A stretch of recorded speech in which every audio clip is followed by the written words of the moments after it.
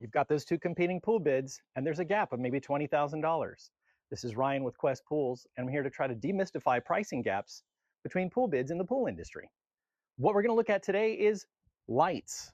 Now, grab some popcorn, kids, because this one's going to take a while.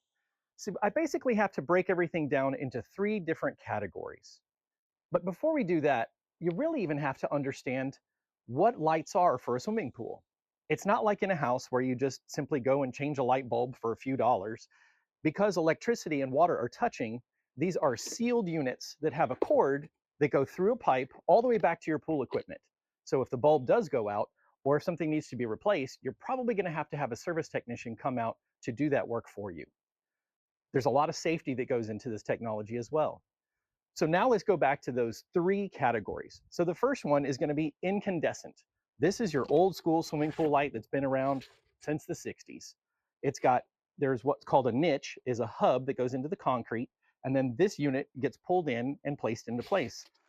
These are still manufactured by a few of the major companies out there, just from the fact that there are so many of these out there in the marketplace, either with old, aging residential pools or commercial pools. So incandescent, this is white only, no frills, on or off. That's pretty much it. So this Pentair incandescent light is your least cost option. This comes in at only $550 per light. Next, as we move over into the LED options, the technology advanced, so now we can offer colors. Some are just locking on a certain color, or we have light shows. And all the different major manufacturers have their own light that they offer. This one, for instance, is Jandy. This is Infinite Watercolors. So this one comes in at $1,330 per light.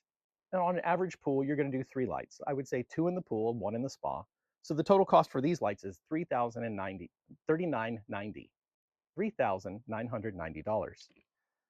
Here, this is pretty much the same technology. This one's offered by Hayward. This one comes in at $1,240. So you'd be $3,720 for 3 of those units.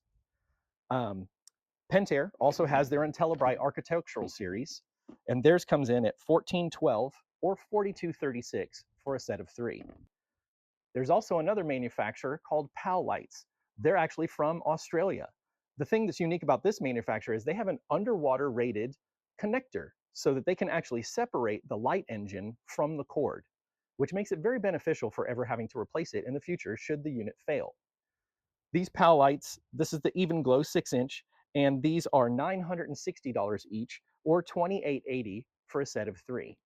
So you can see that this would be our most cost effective unit, and then our highest cost would be the Pentair. So the overall difference just from this is $1,356. Now we move into the next generation past LED, where we call nicheless lights. So nicheless lights are not these large things. You can see they're smaller. They call them nicheless because it basically just fits into 1.5 or 2-inch pipe, and you have direct illumination from the unit in the pool. This one's from Hayward. This one is $594. And Hayward has this tiny little micro one. This one's pretty cool for tight spaces, landscaping, highlighting maybe a waterfall or a bush. This one comes in at $170. Now, this is meant to be an accent light. Now, one of the things you have to understand about all of these nicheless lights is you can see that obviously the optics on this is much larger than something like this or this. So you're going to have more of these units spaced more closely together. As we look at some of the other ones, Jandy has theirs. Jandy's nicheless light is $744, and you can see they pretty much are all about the same size. The Pentair one is the Glow Bright, and they also have a Micro Bright. So the Glow Bright is a little bit larger, the Micro Bright is a little bit smaller. You could put this in like a tanning ledge or to highlight some steps or benches. And PAL, again, with that underwater rated connector, they have a comparable one as well.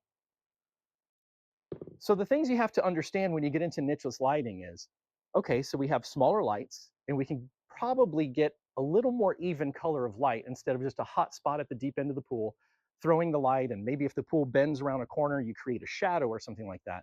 However, the opposite thing to consider is, because they're more frequent, you have to have more of them.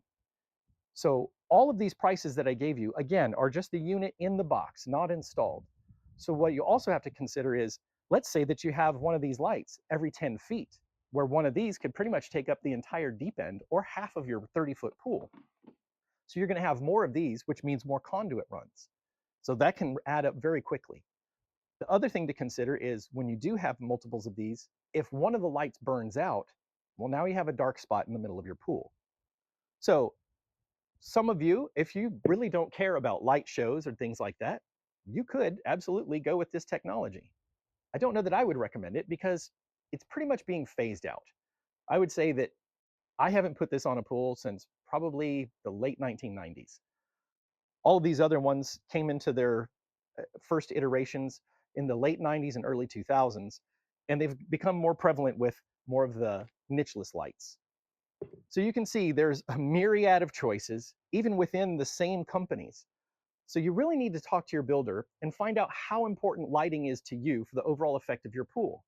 If you love to have night swims, or maybe you love entertaining at night and you have guests over for a nice dinner, it's really awesome to see your pool change, and it just adds a different perspective to your backyard.